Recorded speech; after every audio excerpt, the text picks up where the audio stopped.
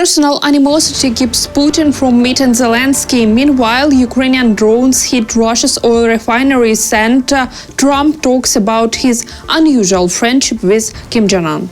Top news next. Kyiv and Washington turn up the heat on Putin.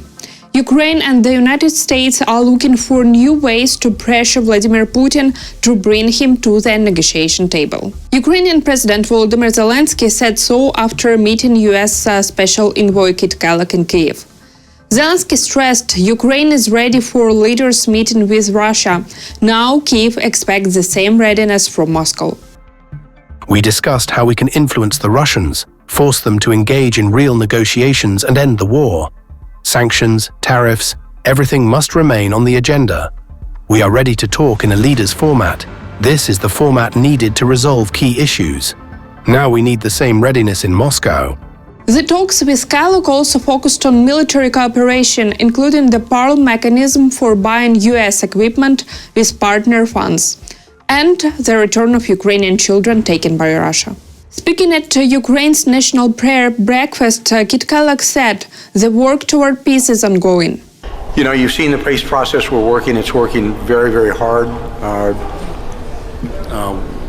We're hoping to get to a position where in the near term we have, with a lack of a better term, security guarantees. That's a work in progress. The casualty levels are enormous. When you add the casualties of Ukraine and Russia combined, these are young men and women who fought and died. The casualty rates are higher than we had in World War II. U.S. President Donald Trump believes a personal rift between Putin and Zelensky is blocking a long-awaited summit. Because he doesn't like him. He doesn't like him. You know, they don't like. I have people I don't like. I don't like to meet with them. Sometimes I do like to meet with people I don't like. They don't like each other, really. The White House had earlier suggested Putin was on board, but the Kremlin never confirmed. No date, no plan. On Monday, Trump conceded he's not sure the meeting will ever happen.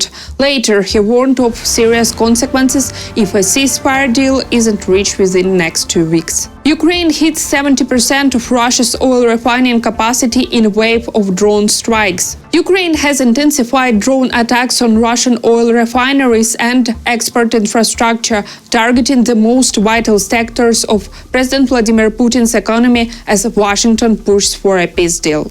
The strikes have disrupted at least 17% of Russia's refining capacity, around 1.1 million barrels per day, according to Reuters' calculation, and contributed to fuel shortages in several regions.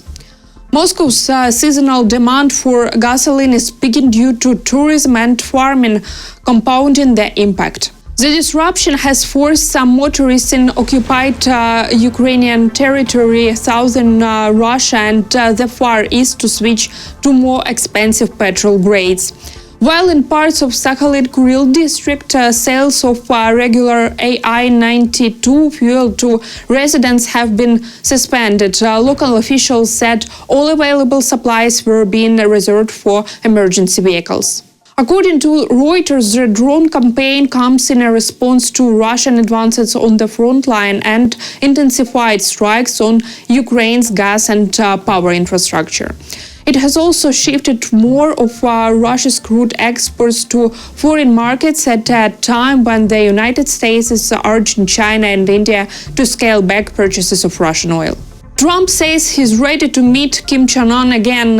U.S. President Donald Trump says he has a good relations with North Korean leader. He tells reporters at the White House he looks forward to another meeting.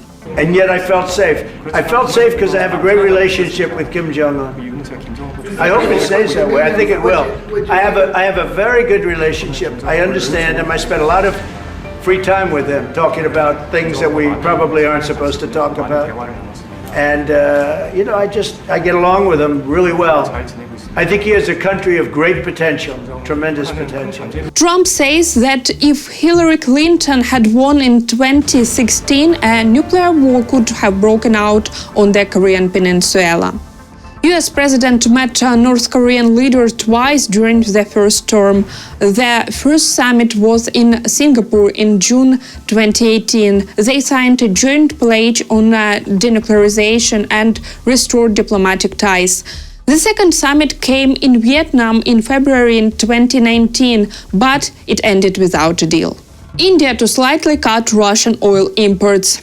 India's big oil refineries plan to reduce purchases of Russian crude in coming weeks. As Bloomberg reports, it is a partial concession to the US ahead of new tariffs, but India isn't cutting ties with Moscow. State and private refiners, including Reliance Industries, will import 1.4 to 1.6 million barrels a day from October.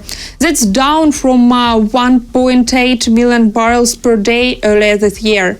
The Trump administration is pressing India to cut its energy ties with Russia. Washington also wants to reduce US-India trade deficit.